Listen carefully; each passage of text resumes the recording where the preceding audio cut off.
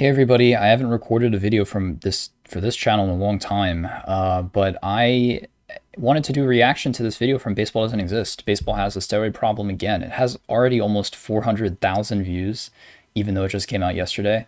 This channel has pretty similar subscriber to view count. This channel is exploding.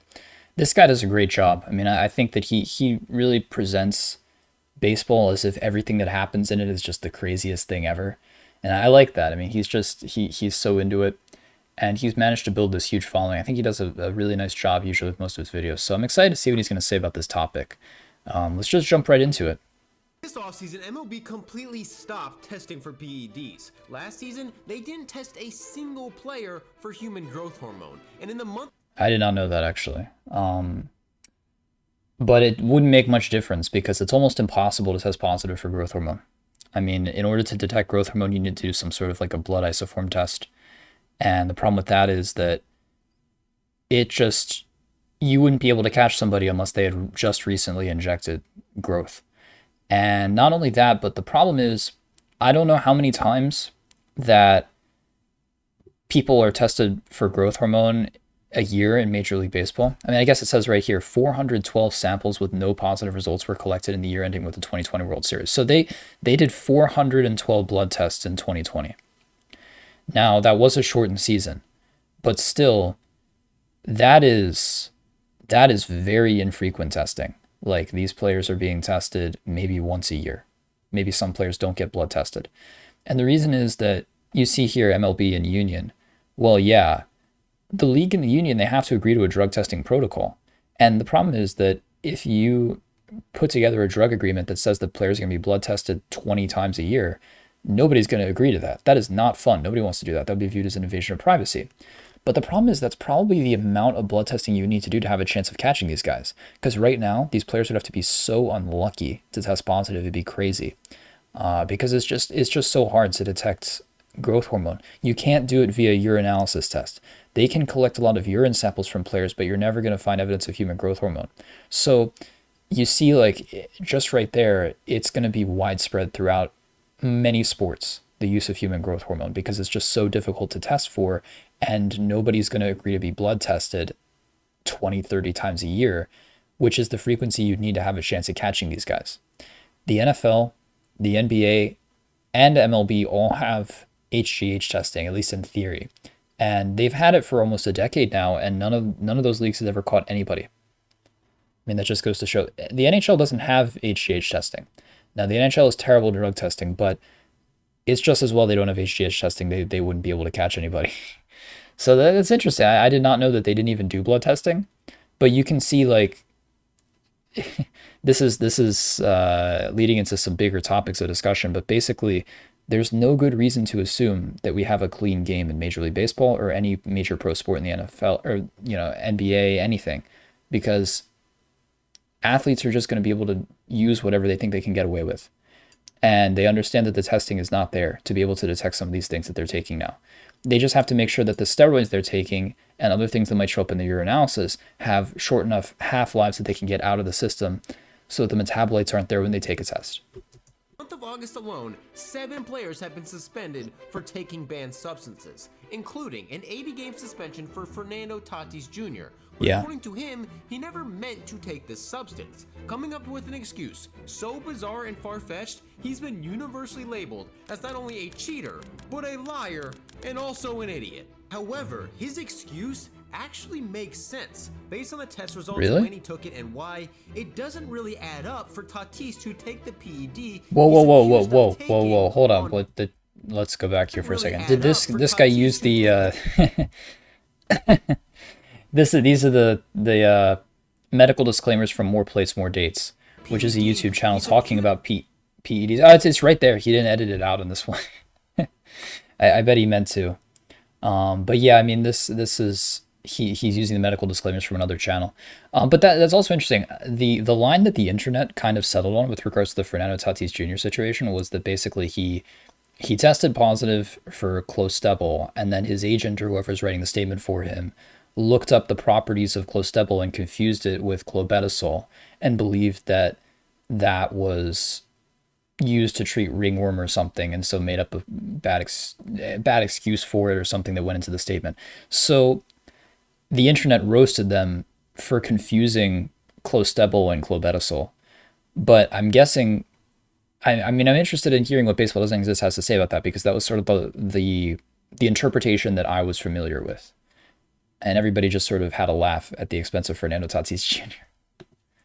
Accused of taking on purpose. Whether Tatis took PEDs or not, players across the league definitely are and have been for over 100 years. Babe Ruth reportedly got a boost by injecting himself with an extract from sheep testicle. This made him sick, and he had to miss a game with a stomach ache. In the past 5 years, 80% of MLB PED tests came from Dominican-born players. Yeah, that's a problem. The same country Tatis is from, where PEDs can be bought in convenience stores without prescription. According to reports, some of these players are forced to take PEDs as early as 11 years old. I have to admit that I was wrong about this one. I used to think that it was just a problem with one guy. So there was a trainer slash steroid distributor named Angel Presinol, I don't know how to pronounce it. His nickname was Now, N-A-O. And he had links to many of the top Dominican ball players, like the late 90s all the way to the early 2010s. And that includes all kinds of guys who were linked to steroids. And I think there's a blurb about him in the Mitchell report, because I think that he was connected to the transportation of steroids for Juan Gonzalez. Like there was some type of luggage that was intercepted that had a bunch of syringes in it, and Angel Presinol was trying to transport them, and they were supposed to go to Juan Gonzalez or something. I forget exactly the details, but this guy was linked to like all the top Dominican ball players for a while. And so I used to think that there was just some sort of a pipeline funneling top players from the Dominican to this dude. Or at least they maybe discussed him with each other or something. So I used to think it was just him, but I think it's a bigger problem. You know, I think it's a cultural problem. It's not just a one guy or one group of trainers. So it has to be talked about. But I don't think that in any way implies that the U.S. is particularly clean. Like I think that there are many, many people who are on PEDs in the U.S. and Canada as well. It's just that maybe there's a difference what they're taking in the Dominican. Maybe they start younger. I don't know. But it's definitely something worth talking about, because a lot of Dominican ball players are being suspended for use of PEDs now, proportionally. When players do get caught, they almost always come up with an excuse, resulting in some of the most ridiculous made-up stories ever told. And just like Fernando Tatis' ridiculous sounding story, nobody ever believes them. Well, yeah, on August 12, professional athlete. MLB announced the suspension of Fernando Tatis Jr. Since then, Adidas has terminated their multi-million-dollar endorsement deal. Former pitcher Jonathan Papelbon said he would drill him every time he faced him. His own teammates said he needed to grow up, and that the Padres, quote, didn't need anyone else, and his general manager said the team no longer trusted Tatis and needed him to mature. That's pretty brutal. Players who test positive is standard practice in MLB because there is a long history of PEDs tarnishing players' careers. Bud Galvin was the first, all the way back in 1889, this guy's pretty famous. C-Cordy Lexer, a testosterone supplement derived from the testicles it's like sheeps or something. Of sheeps and dogs. In the 80s, players began using a PED that was way more dangerous and way more illegal than what is used today. Tim Raines admitted to keeping... Okay, yeah, so that's one thing I want to point out. I think people sometimes overestimate how dangerous steroids are. The thing is, though, that today there's a lot of information on how to do them relatively safely, especially if you're not taking like the crazy stacks that like a bodybuilder might be taking. I definitely think that the cocaine abuse that was going on in Major League Baseball is a bigger problem from a health standpoint for the players. If you're taking crazy amounts of steroids like a lot of open bodybuilders are, then that's one thing, because we know that bodybuilders tend to die pretty young. And there are a number of reasons for that. And I guess steroids and other performance-enhancing drugs are like a part of that. And also things like diuretics that basically dry them out right before competition can be very dangerous. And the concept of just putting on as much muscle mass as possible, like beyond what's naturally possible, is not very compatible with longevity, because you're going to vastly increase your IGF-1 levels.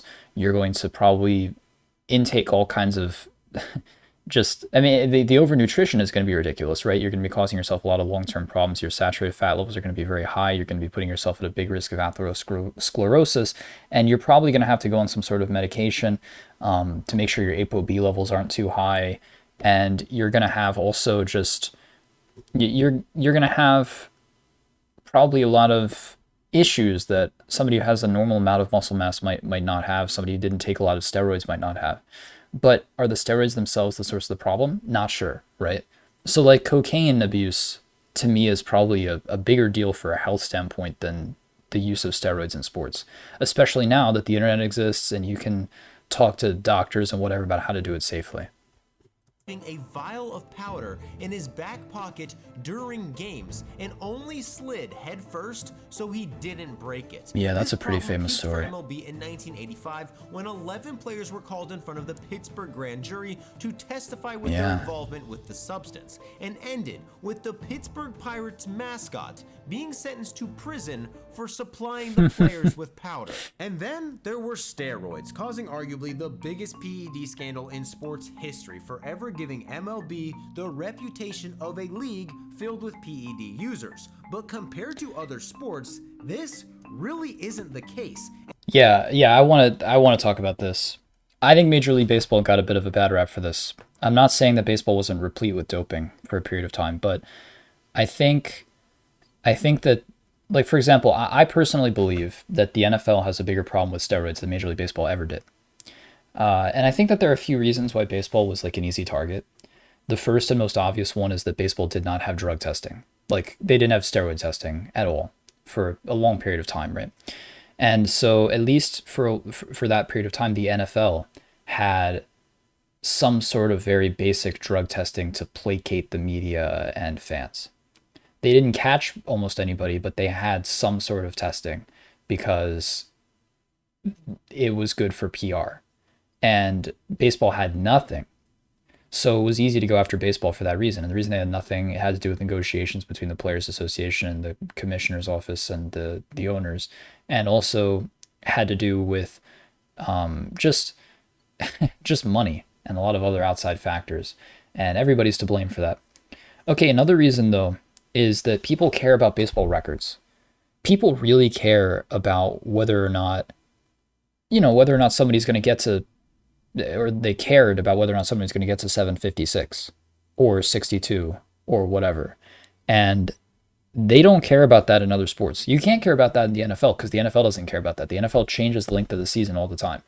Well, relatively. They've done it 3 times in the past 50 years, but they also change the rules, dramatically, right? Teams, it's such a team sport. Teams have different strategies and things like that. You can't care that much about the NFL records. But baseball records are like sacred. And so when you saw a lot of records fall in a very short period of time, anything to do with power hitting, that was like a big red flag. And people became really up in arms about that. Finally, one thing I would point out is that in Major League Baseball, I think there were players who were doing it naturally. And that's where it's really like tricky. But I think that there were players who legitimately felt like they were being cheated. I don't think this happens in the NFL. It didn't happen in cycling. I don't think it happens in athletics and a lot of other competitions because, quite frankly, in other sports, you wouldn't feel like you were being cheated if you use PEDs. I believe it was Floyd Landis who said this, who was a racer in the Tour de France. Now, to be fair, Landis is connected to PEDs himself, and is quite disgraced by it. So, I mean, it's easy for him to say this, but he said basically that doping was so prevalent at the time that if you won and you did it, you wouldn't feel like you cheated anybody by doing it. And the same is true of any other sport you can think of at a high level, like track and field. Obviously, sprinting, almost every single top sprinter in the world has been connected to use of PEDs with the exception of Usain Bolt. And, in the NFL, I think that that's the case too. I think that in the NFL, it's so widespread to use some sort of performance-enhancing drugs that if you don't do it, you're hurting your team. And there are probably almost no naturals, maybe the punter, maybe the quarterback, a few positions maybe, but it's probably extremely rare. So basically I think in baseball there was sort of an imbalance. There were some players who were still doing it naturally, and that's where it became really tricky, right?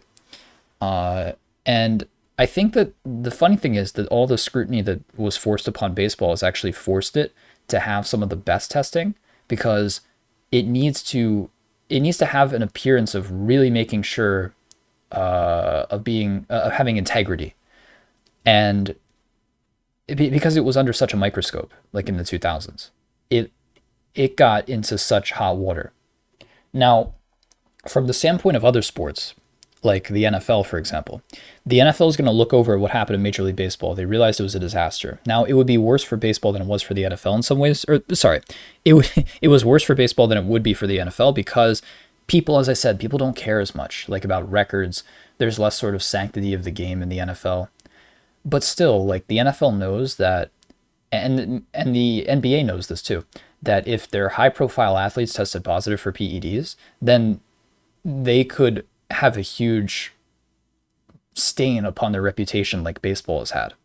And that's why I think, personally, this is like a conspiracy theory of my own, but I believe that there are some athletes in each sport that are kind of above reproach on these things that like will not be, that would not be positive. If they tested positive, then I think those leagues would write them a therapeutic use exemption retroactively or something.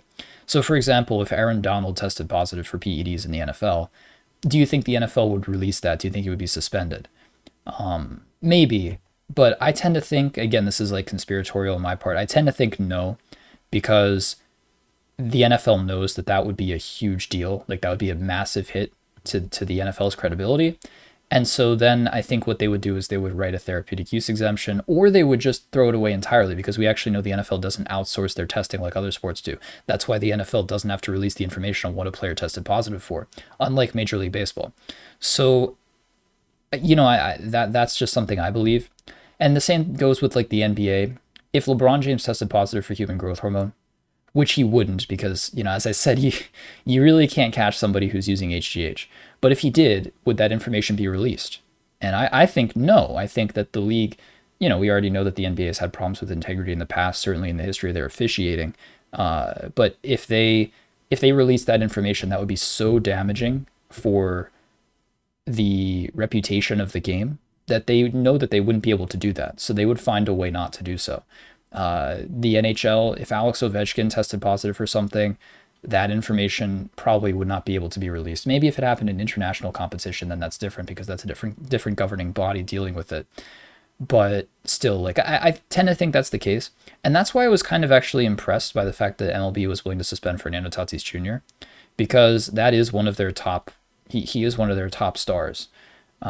So maybe Major League Baseball is forced to have a little bit more integrity because of all the scrutiny that they were under in the 2000s. Or maybe I'm just crazy and this isn't a thing that happens. But I mean, I tend to think that doping is so widespread. It's like, and we have examples of this in the past. So Lance Armstrong had a positive that was covered up in the 2000s. The UCI was able to, he was able to call in a few favors. We know that if you listen to things that Victor Conti has said about the Balco situation, that there were plenty of positive tests in the U.S. Olympic teams in the 90s and the 2000s that happened internally, and they should have gotten people kicked off the teams for testing positive for various PEDs, but it didn't happen because, well, they were just covered up. The U.S. covered up positive tests by some of their athletes, and that just happens in sports. Why would we assume that's a thing in the past? Why would you put trust in the integrity of these sports leagues? Yeah, I don't. But that's just me. That's just the way that I think.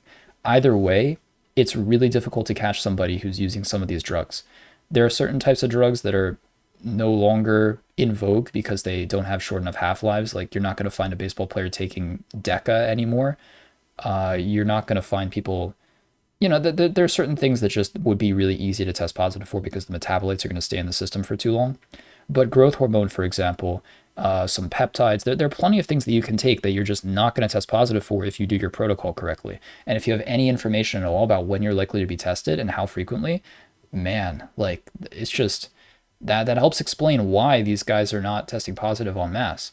So, yeah, I mean, I think baseball is a little bit unfair. The reputation that baseball got with regards to the PED problem compared to other sports. I think it's widespread in all sports across the world, period. And different sports had different things. Cycling has EPO. And another sport that requires a lot of concentration, it would be beta blockers. Any number of things, right? Like, it varies, but it's just always going to be a thing. We're in the 21st century and science has entered into everything. That's just the way that it is, the way that it's going to be. And today, MLB may have the strongest testing system out of any of the major American team sports leagues. In 2021, MLB players got tested on average 7 times a season. The average NBA player got tested half as frequently. The NBA... Wait. So hold on a second. 7 times a season. So that's... Wait. Let's go back. How many? Which season? MLB 2021. got tested on average. So MLB players got tested 7 times in 2021 on average, but there was no blood test. So that's the number of urinalysis tests. Okay. And then that other article previously, it seemed to indicate that they were doing blood tests like maybe once a year or something. Okay, you're still not going to catch that many people doing that, but it's probably better than what the other sports are doing. Yeah. Like you would need something much more invasive to actually catch most of the people who are doping, but at least it's better. Like, yeah, the NBA, I think, also has a problem with this. But again, I can't stress this enough. What does a sport actually want with regards to performance-enhancing drug testing? Do they want to have a great testing system? No. What they really would like to do is to be able to say that they have a great testing system, but then not actually catch all the players who are using. Like, does the NFL want to have Aaron Donald, J.J. Watt, Nick Chubb,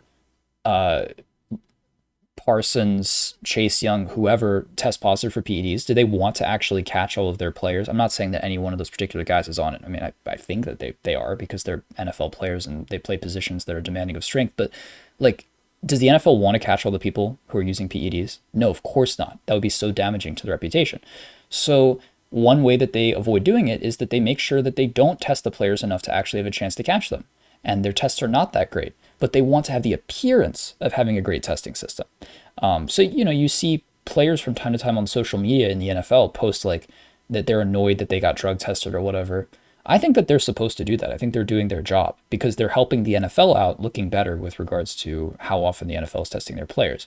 But that's just sort of the way that I think about these things. You would much rather, as a sports league, have the appearance of having a great testing system and then not catch anybody because nobody's doing it, as opposed to actually having great testing and catching all of your players. Because if you catch all your players who are using PEDs, then you have a massive integrity problem on your hands, right? So MLB is the only one that has some sort of incentive with this because they've been caught before. Like we hold them to a higher standard maybe. And we're okay with superstars in Major League Baseball testing positive. It happens from time to time. Manny Ramirez tested positive, straight up. Ryan Braun, right? And now Fernando Tatis and Robinson Cano. So it's a little bit different. But I mean, I agree that Major League Baseball testing seems to be more trustworthy than the other sports because I think that Major League Baseball is actually trying to catch their players as opposed to the other sports which are just trying to look like they're trying to catch their players.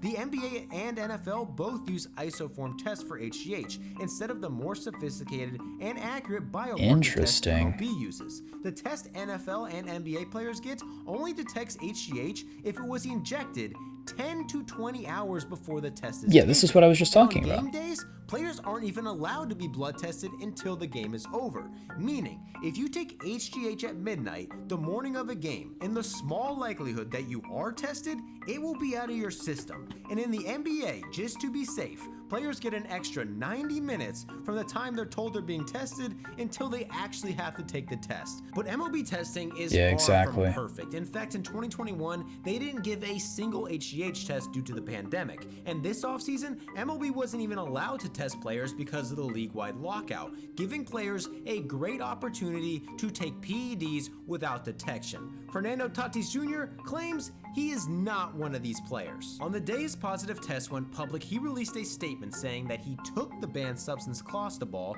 but didn't know he was taking it. That night, his mother came to his defense on Instagram, posting several pictures of a rash he had on his neck, saying the positive test came from a medication he used to treat his skin condition. A few days later, his father went on a radio show claiming Tatis got ringworm Fernando Tatis Sr.? haircut and used a topical spray. Fernando Tatis Sr. looked a lot bigger during his playing days. That, according to Tatis' dad, added no strength or on-field performance whatsoever. This explanation seems far-fetched, but it is nothing compared to past excuses. Barry Bonds admitted to taking PEDs, but said he only took them because he thought they were flaxseed oil. Yes, I love that this channel usually gets this stuff exactly right. Like it's refreshing because sometimes when I watch other channels, they talk about the PED history in baseball, like they get a lot of little details wrong and nobody cares. Like I remember some other people saying that, Roger Clemens was involved in the Balco scandal. No, he wasn't. It was a different scandal with Roger Clemens, nothing to do with Balco. Like, people, conflate these things. But this is exactly correct. So the legal defense that Barry Bonds used was that he claimed that tetrahydrogestrinone, which is THG, also known as the clear, was flaxseed oil, or he claimed that he had believed that when he was taking it, and he had been duped into using it. And that was a ridiculous defense, especially when you consider the fact that there had been lengthy documentation in Game of Shadows on the part of Mark Fenner-Wada and Lance Williams and company that he had taken much more than that. And the testimony of people like Kimberly Bell demonstrating that he had taken a good deal more than just THG and the cream. But the thing is, you have to remember with these trials, and this happened with Roger Clemens as well, that the people who are going to be making these allegations against these players are usually not considered reliable sources in a courtroom. So, for example, in the Roger Clemens trial, Roger Clemens, the person who was supposedly who's testifying that Roger Clemens was on steroids, was Brian McNamee. And Brian McNamee is a steroid dealer and had a criminal history. He was a former policeman, disgraced former officer. He had several legal incidents previously in his life. So it was very easy to paint him as an unreliable witness. And then, of course, you have the Andy Pettit thing. Andy Pettit probably intentionally contradicted his own testimony in order to help save Clemens. That's my belief. I've talked about that before, actually, on this channel in a video that I've unlisted. I could put it back up, maybe. But basically, the thing is that a lot of times that's the reason that these athletes are able to get off. Like, the reason why Clemens and Bonds survived their legal trials was not because their allegations about what actually happened made sense. Like, they were lying, but the problem was that from the standpoint of the courtroom, and the courtroom knows nothing about sport or PEDs probably, they can't figure out who's actually trustworthy because the people who are accusing them are not trustworthy either. So, it's it's tough.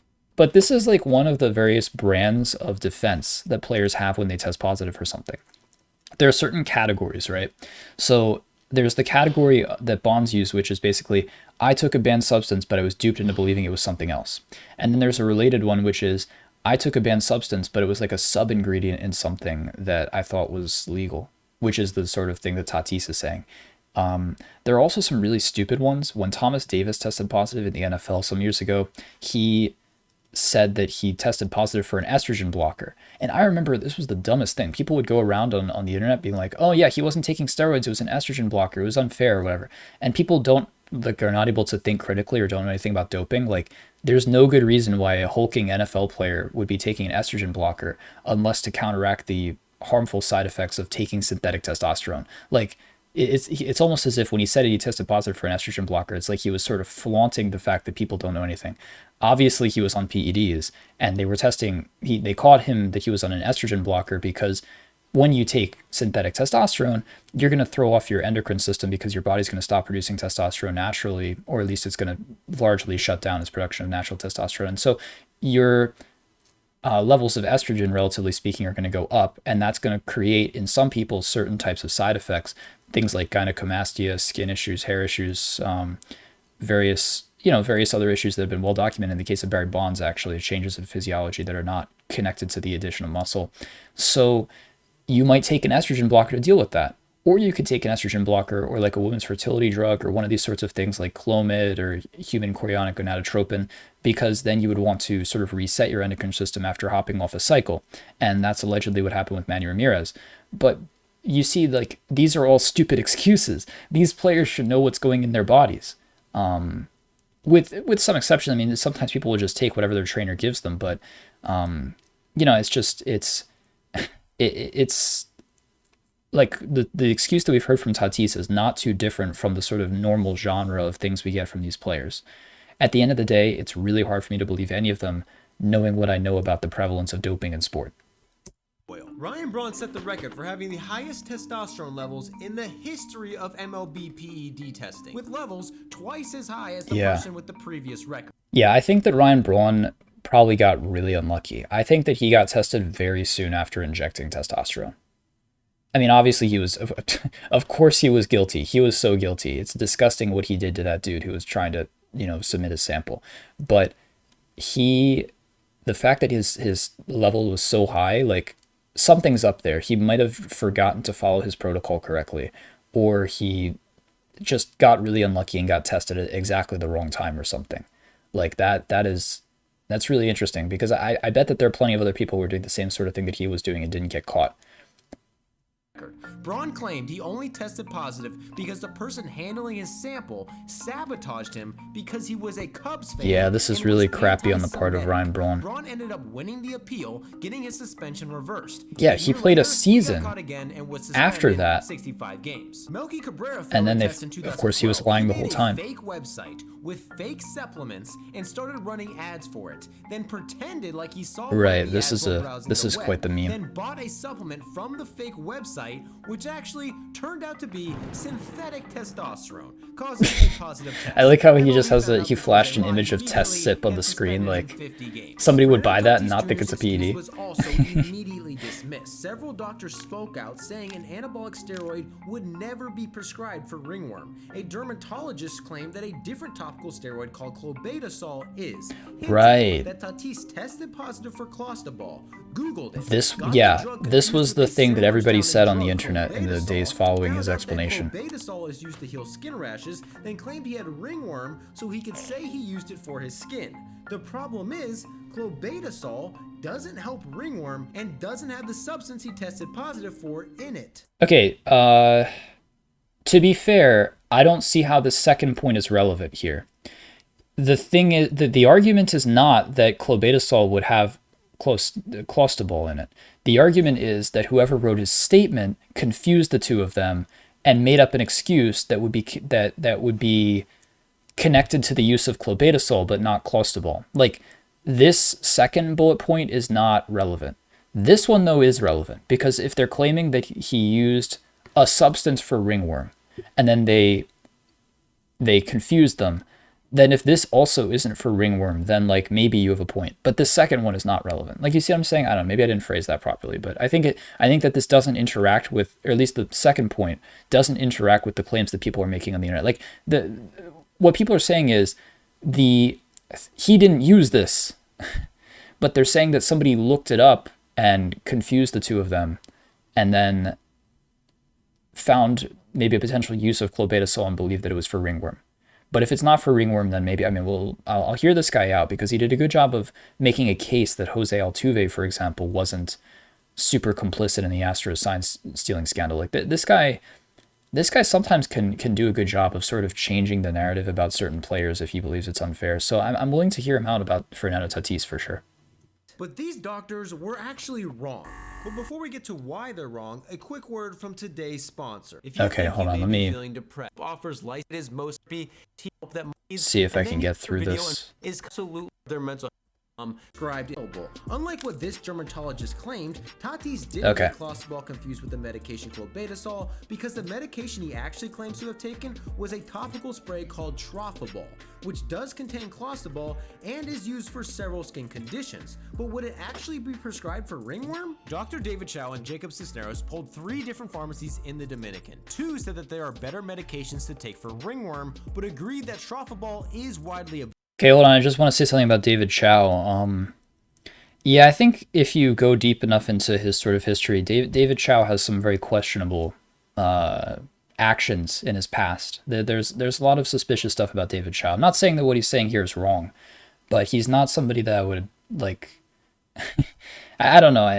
You can decide for yourself, I guess. He also, of course, has been connected to San Diego sports for many years. I don't think that would make him biased in favor of Tatis, but it's just something interesting that I point out. But yeah, I mean, David Chow is he has an interesting professional history and reputation. Put it like that. Available. The third said that they regularly sell it to patients with ringworm. So the notion of Tatis being told to use this for ringworm is plausible. But if he did, why doesn't he have proof? In the Dominican Republic, most medications, including PEDs, can be bought in pharmacies by anyone without a prescription. So even if Tatis is telling the truth, he wouldn't have a prescription to prove it. It also is why players from the Dominican seem to be doing more steroids than anybody else. Since PED testing began in MLB, Dominican American-born players make up 57% of positive tests. Since 2017, they make up 80% of positive tests, despite making up only 10% of the league's population.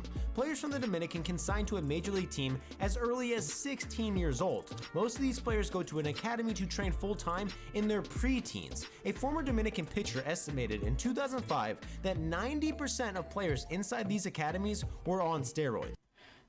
Yeah, I mean that's a big problem for Major League Baseball because you can't take responsibility for what these kids in another country are doing when they're just growing up.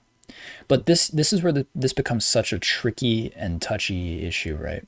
Because the problem is that you could refer to this issue sort of generally, but once it comes to a specific player, you kind of can't talk about it, right? Or at least you can't speculate about people. I remember Doug Gottlieb got in a lot of trouble about this. He was speculating about Adrian Beltre, and he got destroyed because by people on the internet and whatever, because there was no concrete link with Beltre. It was just he saw a lot of suspicious things. Beltre had this massive home run jump in 2004 out of nowhere. Beltre was seeming to improve his homer numbers as he got older, and he was from the Dominican. That was basically Gottlieb's argument. And people just shredded him for that. Well, I mean, it's tricky because based on this information, it's really hard to say that somebody like that is above suspicion, but it's also unfair. What if he is natural? I personally have a hard time believing that a power hitter like that from the Dominican is likely to be natural, but I could be wrong. I'm suspicious of many professional athletes, as I'm sure has come across in this video. So, and I think I don't blame them, right? I think that they're doing what they've got to do to get by. But this is like a really touchy subject because Major League Baseball can't compel the Dominican Republic to get its act together. Plus, I don't see evidence that this isn't happening to a lesser extent, like in the US or in Canada. I mean, how do the bodybuilders in the U.S. get their drugs? I mean, there are still ways to do it. How do the NFL players get their PEDs? Like it still happens. So the Dominicans could easily turn around and say, well, this goes on in your country too. Maybe not to the same extent per capita. Maybe it's not as easy because it's not over the counter. You have to do some shadier stuff. But still, I mean, this is a problem that Major League Baseball doesn't have a good solution to. And it needs to be talked about, although I don't know what you're supposed to do about it because it involves the sort of governments of different countries and it becomes really tricky. According to at least one account, it isn't uncommon for a player to start juicing at age 11 or 12, and some of these players may not even have a choice. According to one player at his academy, he was given what he thought were protein shakes. In reality, it was a cocktail of PEDs he never had any idea he was taking. Fun fact, in the Ken Burns documentary, The 10th Inning, which was about baseball from like 1991 to 2009 or 2010 when it came out, it came out in 2010. Tom Boswell said that he had been just in a room right next to a Major League Baseball player who mixed something just right next to him, and it was what the player called a Jose Canseco milkshake that had whatever types of PEDs blended into it.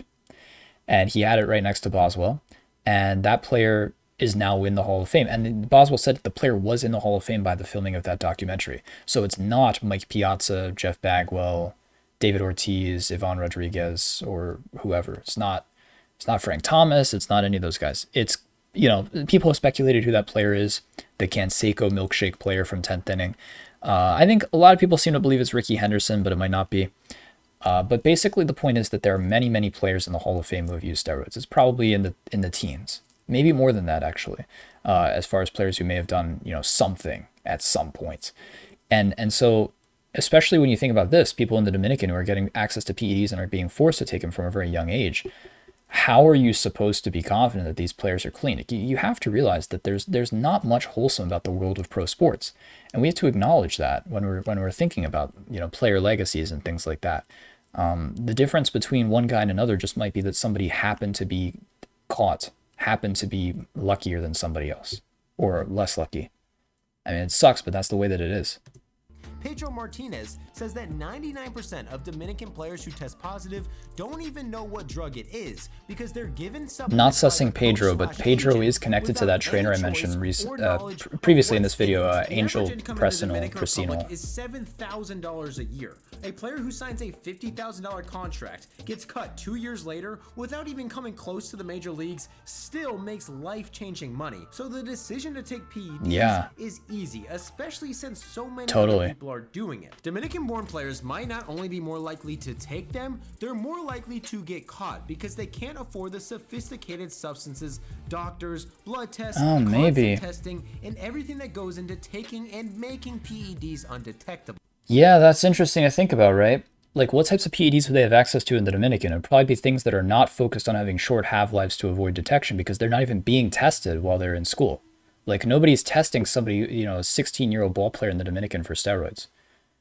But, so they might not even think about that. And I don't know what sort of money they have. That's really interesting. I didn't think about that. That might increase the probability that the Dominican ball players would test positive when they come to the majors because they might continue doing the same things that they were doing previously, or they might have metabolites of whatever they took before still in their system. I didn't even think about that. That's another reason why there might be some sort of bias in the testing. It's not the tester's fault, but there might be some sort of a reason why Dominican ball players are being popped at a higher proportion, even if maybe the difference, it could be down to things that are not just about how many of them are using. It could be about the types of drugs that they're using. 6 Dominican players were suspended recently for all taking the same PED called stanozolol, a PED that has been used since the 80s. Robinson Cano tested positive for that. For months. It is extremely outdated, and a smart player with enough money would never take this. Fernando Tatis Jr. doesn't have this problem. He just signed a $340 million contract. And I want to point out that I'm not going to suss Fernando Tatis Sr. here, although many people have, but I will say this, like, they have a wealthier family than other Dominicans because Fernando Tatis Sr. was a ball player, right? So he wouldn't have the problem because he would have more money than everybody else. You know, he might be able, I don't know what type of drugs Fernando Tatis Jr. would have had access to, but it might be better than what a lot of the sort of dirt poor kids in the Dominican would be given by their Buscones or whoever. You know, I mean, just a thought. And if he wanted to juice, taking clostebol might be the last thing he'd choose. Clostebol is an old anabolic steroid that, compared to other steroids, is extremely mild when it comes to building strength and muscle. Yeah, so I mean, we'll think about this. So like, it's that could be, but I want to point out something. Major League Baseball players, they're not going to be taking the same sort of stacks of drugs that an open bodybuilder would be taking. Baseball players do need to be flexible, and they need to have a lot of agility. There are certain things that make a great baseball player that you don't necessarily need if you're just trying to build as much muscle as quickly as possible. And we know this. Players who did do that in baseball, their bodies tended to break down. And I'll give you 2 examples. Mark McGwire had 2 lost seasons in 1993 and 1994. I mean, baseball had a lost season in 94, but he barely played at all that year. And that's because he was suffering from injuries because he had put too much muscle mass onto his frame too quickly and his body couldn't support it. And so it broke down repeatedly as he was sort of growing into his frame. And it happened to Barry Bonds in the year 1999. As Bonds was trying to catch up, he used so many PEDs so quickly and he just tore his tricep. And if you go read the testimony or the reports about the testimony of Kimberly Bell with regards to the Barry Bonds case, Kimberly Bell said that Bonds told her and explained to her how using PEDs caused his tricep to blow out, basically, because he was putting on too much unnatural muscle mass too quickly, and his ligaments his joints couldn't deal with it.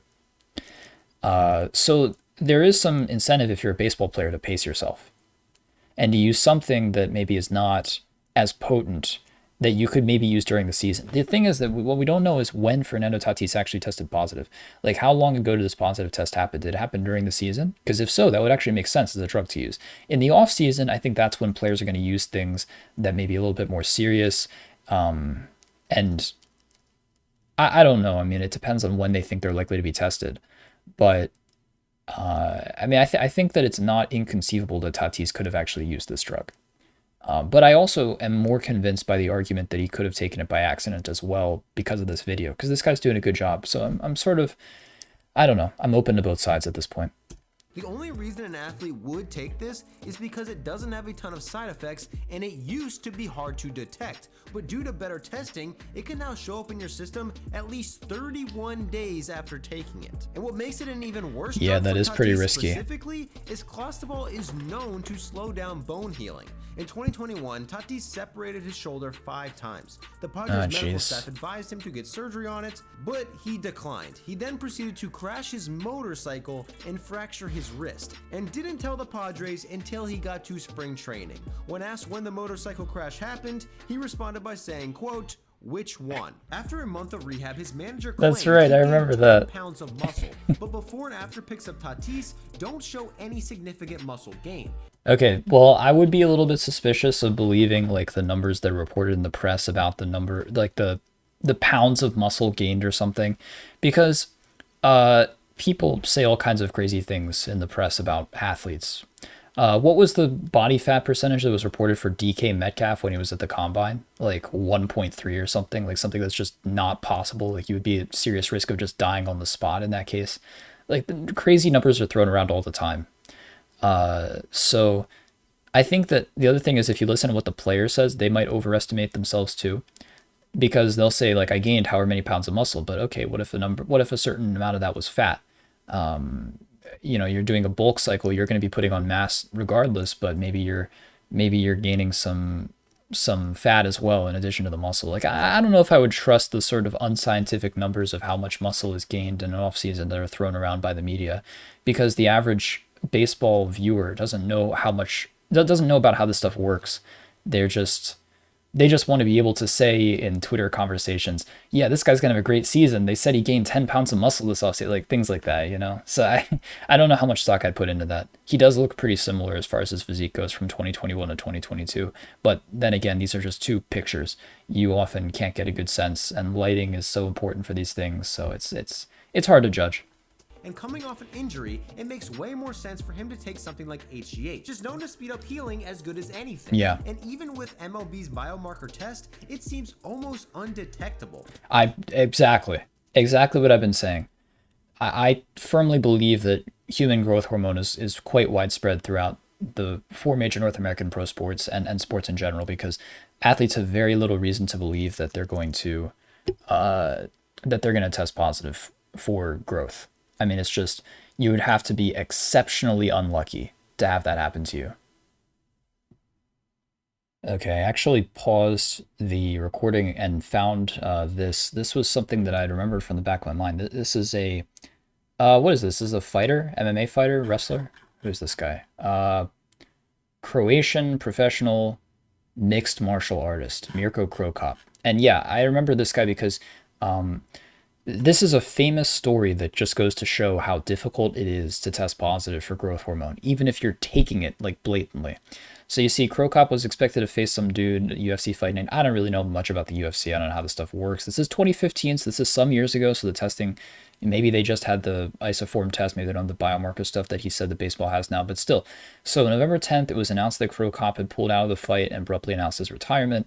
On 11th November 2015, USADA notified both Mirko Krokop and the UFC that he had been provisionally suspended due to potential anti-doping violation.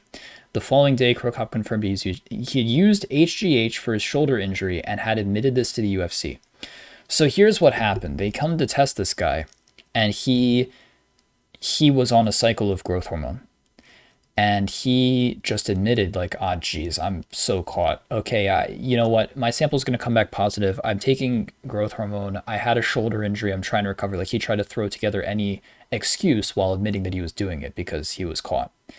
But then here's what happened after that. So November 25th, he was suspended for 2 years by USADA. But on July 20th, 2016, actually, that's not... UFC terminated his contract despite admitting to the use of HGH and plasma. It was later reported that Mirko Krokop's USADA tests were negative. However, the 2-year suspension was not lifted because he admitted to taking a prohibited substance. So if he had never said anything, he would not have been suspended.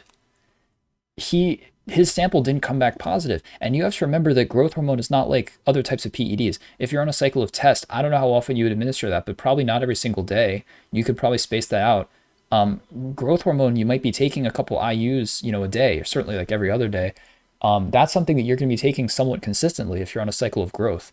And if he was still a negative while he was on cycle of growth hormone, and this was USADA, which is going to have probably better testing than certainly the NFL, NBA, that just goes to show how unlikely it is that somebody is going to test positive for human growth hormone. Like, this guy was doing it, and he admitted that he was doing it, and he was like, geez, I'm so screwed. Like, okay, fine, I took it. And then he still didn't test positive. If he hadn't said anything, he would have been fine.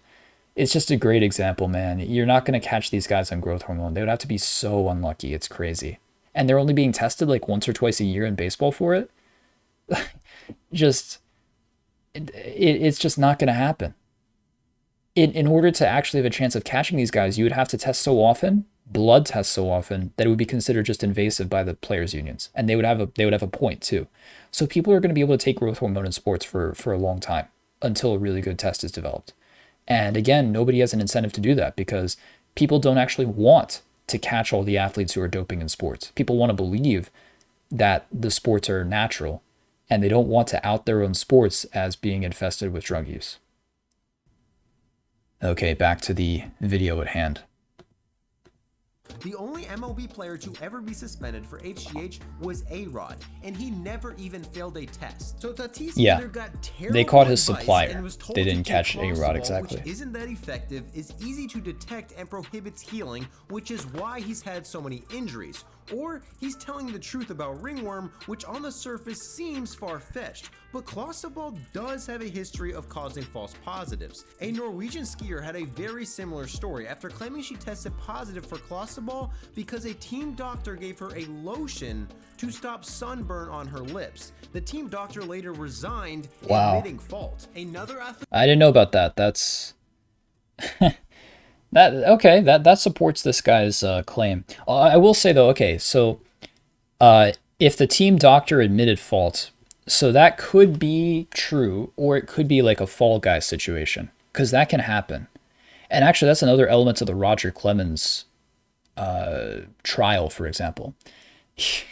It's a funny one that people forget about. His wife was a fall guy. Actually, Peyton Manning did this with his wife, now that I think about it. Peyton Manning and Roger Clemens, not unlike each other in some ways actually, but they both had their wives claim that they had used HGH instead of them. Debbie Clemens in court claimed that she had taken human growth hormone, and that it was Debbie Clemens' use of growth hormone that Roger Clemens was referring to when he had a conversation with Andy Pettit about HGH. Pettit was like, well, you told me that you used human growth hormone. And Clemens in court said, no, I was talking about Debbie Clemens. I wasn't talking about myself. And Debbie Clemens was like, yes, I was taking growth hormone. Yes, that was me. Yeah. Sorry, I confused everybody. Like, and it could have been true because she was a cover model at some point in like 2003 or something. But you see, I mean, the thing is, some of these people are so big that they're going to have a fall guy setup. I don't know if that's true in that case, but I just want to throw that out there. Like, the fact that the guy admitted to it, nobody's ever heard of that trainer. He could have been paid off a lot of money to say that. Who knows, right? Who knows? It could have been a good way to save somebody's reputation. He claimed he tested positive because he had intercourse with a woman who was using a cream with clostroball. Oh my God, really? This was later tested in a lab using 2 couples as subjects, and they both tested positive, proving that this is a possibility. Unfortunately, okay, Tatis should have used that as his defense. That would have been really funny.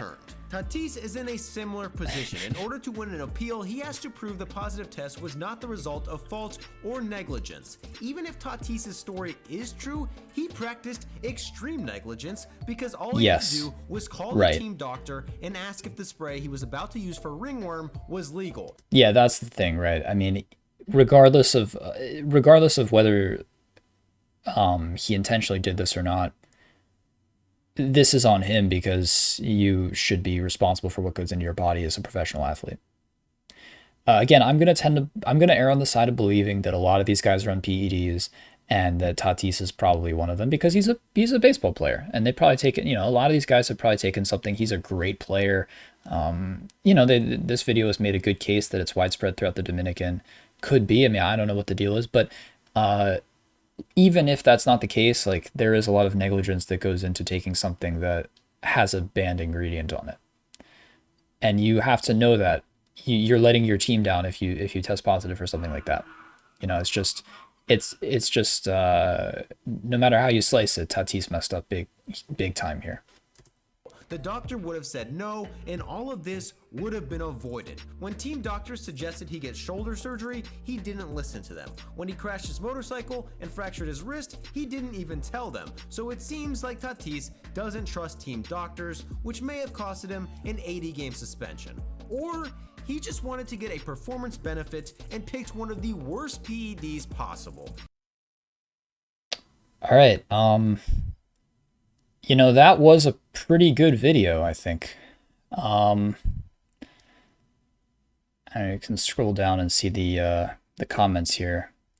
I would love a tier list of steroid excuses in sports, lol. Yeah, there are a lot of different categories of that I talked about. Even if you want to say he's innocent, this incident still proves one thing: he's extremely careless. Absolutely. Big fan of the podcast. Somebody says keep up the great work. Yeah, this was a good video. I think this guy really does he does a good job at not trying to pretend like sports that like baseball is wholesome. And I mean, there's a sacrifice there, right? Because like, for example, Foolish Baseball will get MLB commenting on his videos and shouting him out. And I think this guy's probably not going to get that. But he tells it like it is, but he jazzes it up a little bit for the sake of content. And he's done a great job at building this channel. And I agree with a lot of what he said in this video. So take home messages: doping is absolutely widespread in just about every sport you can think of. How widespread it is depends a little bit on the sport, but the fact that Major League Baseball suspended Tatis and is willing to suspend their superstars, and the Major League Baseball has had to face the music on this issue before, means that they probably have a higher degree of credibility than the other sports with regards to this topic. I think, we may not be in as much of a steroid era as we were from like 1986 to 2013 or 14 or so, but it's still happening in the game, and it's going to continue to happen for a long time because that's just the nature of professional sports. I don't really blame the athletes, especially in other sports like cycling or football or whatever, where I think it's really expected. But it's just something you have to remember. You can't view these guys as heroes and as wholesome saints of the game and of the world. These guys are going to do whatever they got to do to get ahead. So that's just the way it is. If anybody sat through this, thank you so much for watching. That was just my reaction to this video from the Baseball Doesn't Exist channel. And if somebody has any thoughts, I'll gladly respond in the comment section down below. So with that said, have a good one.